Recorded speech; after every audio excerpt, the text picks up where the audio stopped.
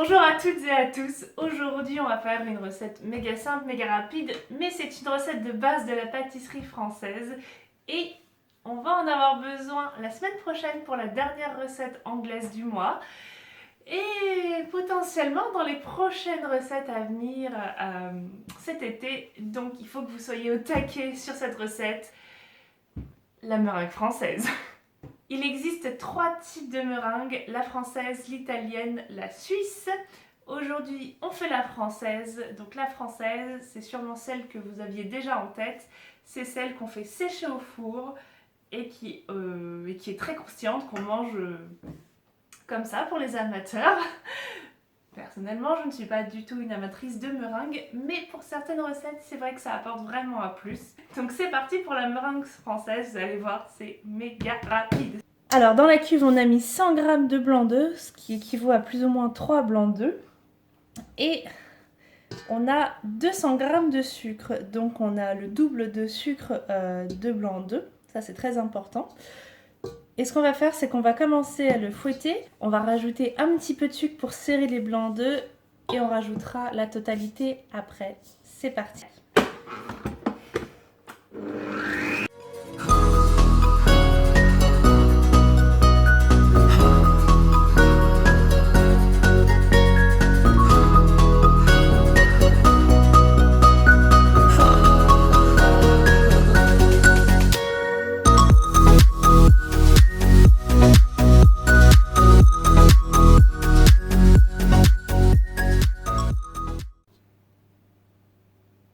Voyez, ça c'est ce qu'on appelle un bec d'oiseau.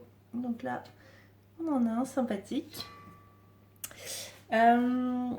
Si vous avez trop de grains de sucre qui ne se sont pas mélangés, il existe aussi une recette. Donc c'est toujours 2 fois plus de sucre que de blanc d'œuf, sauf que c'est moitié sucre semoule blanc et l'autre moitié c'est du sucre glace.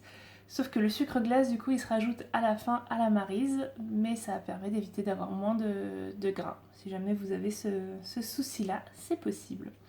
Bon allez, on va récupérer la meringue et on va faire plusieurs styles de pochage, j'ai envie de m'amuser. Alors. Donc toujours la corne, si vous n'en avez pas, investissez. C'est pas grand chose, c'est un petit bout de plastique, mais c'est tellement pratique pour récupérer le fond de la cuve.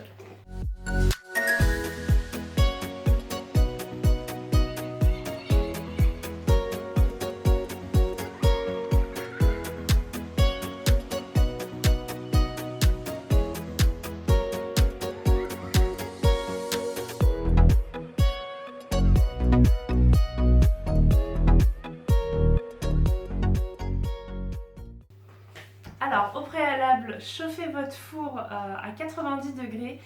Les meringues, ça peut être assez frustrant, c'est une cuisson très longue. Mais en même temps, si vous précipitez la cuisson, la belle meringue blanche va devenir un petit peu marron et c'est beaucoup moins appétissant. Donc, prévoyez du temps, ça peut cuire plus de 1h30. Nous, on va faire 1h30 à 90 degrés. Mais peut-être qu'il va vous falloir 10-20 minutes de plus. Donc vraiment, faites les meringues en amont. Donc on a préparé les plaques. Vous pouvez le faire soit sur du papier sulfus, soit sur du silpat, peu importe. Les deux fonctionnent très bien. Nous, on va faire les deux.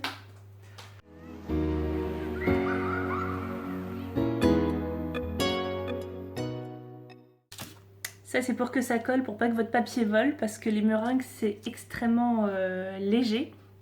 Donc si vous avez un four à ventilation, ça va s'envoler. Donc dans ces cas-là, vous mettez un petit point de meringue dans les 4 angles pour pas que le papier s'envole.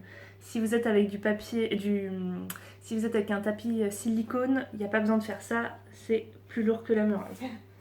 Alors, du coup on peut s'amuser, on peut faire plein de formes. Alors on peut faire des petites comme ça. Et voilà, donc vraiment amusez-vous au niveau des formes, on peut faire plein de trucs. Moi j'adore tester mes nouvelles douilles quand je fais des meringues parce que c'est avec celle-là qu'on voit le mieux ce que ça donne. Donc vraiment éclatez-vous. Clairement les plus esthétiques, c'est celle-là à mon goût. Mais j'ai pas encore testé toutes mes douilles. Donc c'est parti pour 1h30 de cuisson à 90 degrés. Et j'insiste sur le 90 degrés, on ne dépasse pas les 100 degrés vraiment. Ça prend du temps mais ça vaudra le coup. Et voilà, là le four vient de sonner, au final j'ai laissé même un petit peu plus longtemps, il y a eu 1h36 précisément à 90 degrés. Et alors comment on fait pour savoir si les meringues elles sont cuites? C'est très simple, vous regardez si ça se soulève facilement. Donc, dulcilpate, voilà, les miennes elles sont nickel, il n'y a rien qui colle.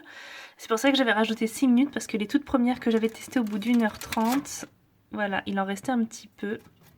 Du coup, j'avais décidé de laisser un chouïa plus longtemps. Mais voilà, celles que je n'avais pas soulevées, du coup, elles sont nickel. Donc c'est parfait. Et voilà, nos meringues sont prêtes. Elles ont bien refroidi, bien séché. C'est magnifique. Donc voilà, comme je vous disais, vous pouvez faire plein de choses avec. Donc en général, on fait des meringues quand on a un trop plein de blanc d'œuf et on ne sait pas quoi en faire. Du coup, voilà, les blancs d'œufs, un petit peu de sucre et ça se conserve des mois et des mois. Donc vraiment, ne jetez pas vos blancs d'œufs. Faites des meringues avec. Et pour les gourmands, on peut aussi tremper les meringues dans du chocolat et les manger comme ça.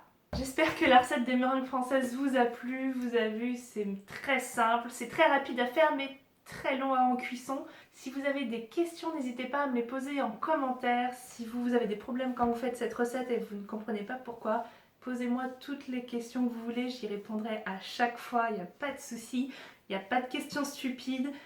On a tous eu des bugs, on a tous eu des problèmes quand on faisait des recettes même qui avaient l'air super simples. Donc vraiment, posez vos questions si vous en avez. Et puis moi, je vous retrouve la semaine prochaine. Je vous embrasse très très fort. Passez une bonne semaine et à très vite pour la prochaine recette.